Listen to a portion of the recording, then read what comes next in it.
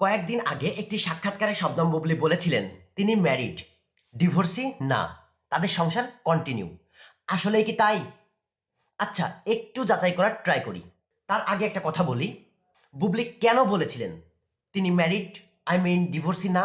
কারণ বেশ কয়েকদিন ধরে সামাজিক যোগাযোগ মাধ্যমে বেশ ভাইরাল বুবলি প্রেগনেন্ট। তাকে দেখে মনে হলো পেট উঁচু করে মিডিয়ার সামনে দিয়ে বেড়াতে তিনি বেশ স্বাচ্ছন্দ্য ফিল করছেন। এখন কথা হইল বাচ্চাটার বাবা কে, আর তাই বাচ্চাটা হওয়ার আগে সবকিছুকে লাইনে নিয়ে আসতে হবে। আর তারই একটা ধাপ এই যে তিনি বলেছেন তিনি ম্যারিড, ডিভোর্সি না। আচ্ছা, আমরা তার হাজবেন্ড আমাদের মেগা স্টার সুপারস্টার শাকিব খানের প্রোফাইল থেকে একটু ঘুরে আসি। গুগলে যদি শাকিব খান লিখে সার্চ করি, এটা তার প্রোফাইল। নিচে গেলে এই যে দাম্পত্য সঙ্গী অপবিশ্বাস, বিবাহ 2008 সালে আর বিচ্ছেদ 2017 সালে। এবার শবনম বুবলি, বিবাহ 2018 সালে, বিচ্ছেদ 2022 সালে। বিচ্ছেদ, বুবলি যে বলেছেন তার বিচ্ছেদ হয় নাই, তাইলে এখানে যে লেখা বিচ্ছেদ, লিডার আমি বাংলাদেশ সিনেমার সময়কার কথা মনে আছে?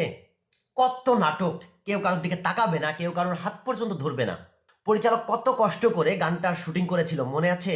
আর তারপরে তো শাকিব খান বলেই দিয়েছিলেন অফ স্ক্রিন অন স্ক্রিন কোথাও বুবলির সাথে তাকে দেখা যাবে না। আর তারপরেও পেটে বাচ্চা। বুবলির ইন্টারভিউগুলো দেখে মনে হয়েছে যে মোটামুটি এটা শিওর তার পেটে শাকিব খানেরই বাচ্চা। তাইলে এবারও কেন গোপনেই? অপুর সাথে একবার ঘটে যাওয়া ঘটনা, বুবলির নিজের সাথেও একবার ঘটে যাওয়া ঘটনা, যে বাচ্চা হইলে শাকিব খানের সাথে আর সম্পর্ক থাকে না।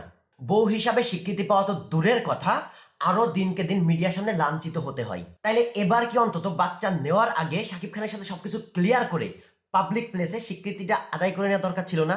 তা না করে ঘুরতে যে গোপনে পেট বাধাই নিয়ে মিডিয়ার সামনে দিয়ে মুখ উঁচু করে নির্লজ্জের মতো ঘুরে বেড়াচ্ছেন তিনি। মনে হচ্ছে নোবেল জয় করে এসেছেন। এনার মনে হচ্ছে তেমন কোনো কিছু দরকার নেই, যা হয় হোক, শাকিব খান মাঝে মধ্যে একটা বাচ্চা দিলেই তিনি খুশি। পেট উঁচু করে ডিমান্ড সহকারে তো ঘুরে বেড়াতে পারবেন। আচ্ছা, এবারও যদি একই ঘটনা ঘটে, বাচ্চা নেওয়ার পরে লাইভে এসে কান্নাকাটি করে, তাহলে এবারও কি সেই পাবলিক সিম্প্যাথিটা পাবে? আপনার মতামত কমেন্ট করে জানাবেন। ভিডিওটি ভালো লাগলে লাইক করবেন। আর বিনোদন জগতের যে কোনো আপডেট নিউজ পেতে চ্যানেলটি সাবস্ক্রাইব করে পাশেই থাকবেন। ধন্যবাদ।